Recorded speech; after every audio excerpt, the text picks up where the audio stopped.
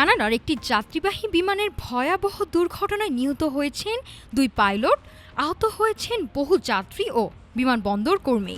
যুক্তরাষ্ট্রের লা গার্ডিয়া বিমানবন্দরে ঘটে যাওয়া এই দুর্ঘটনার পর নতুন করে প্রশ্ন উঠেছে, কন্ট্রোল টাওয়ারে কি ছিল জনবল সংকট?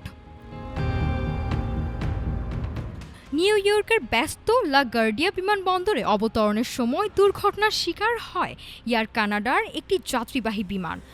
এই ঘটনায় প্রাণ হারান 2 পাইলট এবং আহত হন অনেক যাত্রী ও বিমানবন্দর কর্মী। দুর্ঘটনার পরপরই কিছু বিশ্লেষক অভিযোগ করেন, এয়ার ট্রাফিক কন্ট্রোল টাওয়ারের জনবল কম ছিল, এমনকি একজন নিয়ন্ত্রক একাধিক দায়িত্ব পালন করছিলেন বলেও দাবি ওঠে। যুক্তরাষ্ট্রে দীর্ঘদিন ধরে এয়ার ট্রাফিক কন্ট্রোলারের সংকট নিয়ে আলোচনা চলছে। তবে এসব অভিযোগ সরাসরি নাকচ করেছেন মার্কিন পরিবহন সচিব শন ডাফি।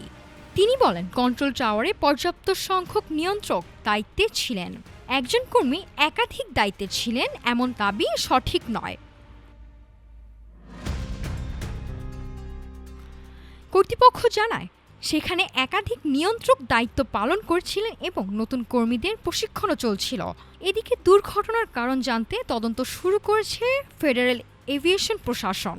তারা কন্ট্রোল টাওয়ারের যোগাযোগ ব্যবস্থা, রানওয়ে ক্লিয়ারেন্স সহ সব প্রযুক্তিগত বিষয় খতিয়ে দেখছে।